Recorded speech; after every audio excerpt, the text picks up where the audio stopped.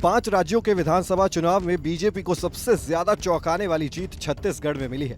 इस सूबे में जीत को लेकर कांग्रेस काफी उत्साहित थी और एग्जिट पोल्स भी उसके दावों का ही समर्थन करते दिख रहे थे। लेकिन बीजेपी ने बिना ही किसी लीडर को सीएम के तौर पर प्रोजेक्ट किए, बिना पीएम मोदी के करिश्मे के सहारे चुनाव लड़ा और जीत हासिल की। अब सवाल है कि सूबे में अगला मुख्यमंत्री कौन होगा, किसके सर बीजेपी आलाकमान सीएम का ताज सजाएगी। यूं तो पूर्व सीएम रमन सिंह छत्तीसगढ़ में बीजेपी के सबसे बड़े नेता हैं, लेकिन जिस तरह से इस चुनाव में वो ज्यादातर वक्त हाशिए पर रहे, उसे देखकर अंदाजा लगाया जा सकता है कि बीजेपी किसी नए चेहरे को छत्तीसगढ़ की कमान सौंप सकती है। और ऐसे में जो नाम सबसे ज्यादा चर्चा में है वो है ओपी चौधरी का नाम। पूर्व आईएएस अधिकारी रहे ओपी चौधरी रायपुर और दंतेवाड़ा में कलेक्टर के पद पर काम कर चुके हैं। 13 साल तक अखिल भारतीय प्रशासनिक सेवा यानी आईएएस की नौकरी करने के बाद उन्होंने गांव के लोगों की सेवा करने के मकसद से आईएएस की नौकरी से इस्तीफा दे दिया था। उसके बाद से वो बीजेपी से जुड़कर छत्तीसगढ़ की राजनीति में सक्रिय हैं। ओपी चौधरी के छत्तीसगढ़ का नया सीएम बनने की चर्चा इसलिए भी ज्यादा जोर पकड़ रही है क्योंकि रायगढ़ में चुनाव प्रचार के दौरान गृह मंत्री अमित शाह ने उनके साथ रोड शो में मतदाताओं से कहा था कि उन्हें विधायक बना दो तो वो उन्हें बड़ा आदमी बना देंगे। ओपी भैया जिंदाबाद जिंदाबाद जिंदाबाद, ओपी भैया जिंदाबाद जिंदाबाद। मैं इसको ना बोलता था कि भी इस्तीफा मत दो, तुम चीफ सेक्रेटरी बनोगे।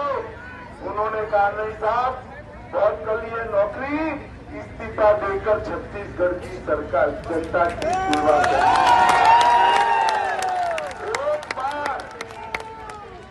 एक बार ओपी को विधायक बनाओ, इसको बड़ा आदमी बनाने की जिम्मेदारी तो बनाओगे। ओपी को विधायक के निशान पर बटन दबाओगे, भाजपा को जिताओगे, भाजपा सरकार बनाओगे तो मेरे साथ बोलो भारत माता की, भारत माता की,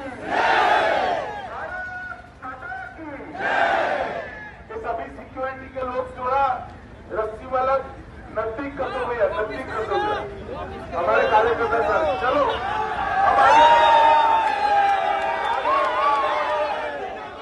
अब आगे बढ़ो, सब सबके साथ चलो।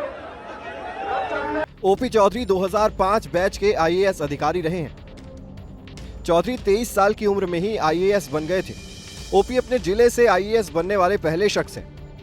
ओपी चौधरी अक्सिया समुदाय से संबंध रखते हैं। 5 साल पहले फेसबुक पर आईएएस की नौकरी छोड़ने का ऐलान किया था। उसके बाद अपने गांव और लोगों की बेहतरी के लिए ये समय देने का ऐलान किया था। उन्होंने दंतेवाड़ा में कलेक्टर रहते हुए उसे नक्सल प्रभावित इलाके को एजुकेशन हब में बदल दिया था। अपनी 13 साल की सर्विस में उन्होंने छत्तीसगढ़ में कई योजनाओं पर काम किया, जिसकी राष्ट्रीय स्तर पर सराहना हुई और उनके लिए उन्हें सम्मानित भी किया गया। राजधानी रायपुर में स्थित प्रयास स्कूल ओपी चौधरी की ही देन मानी जाती है।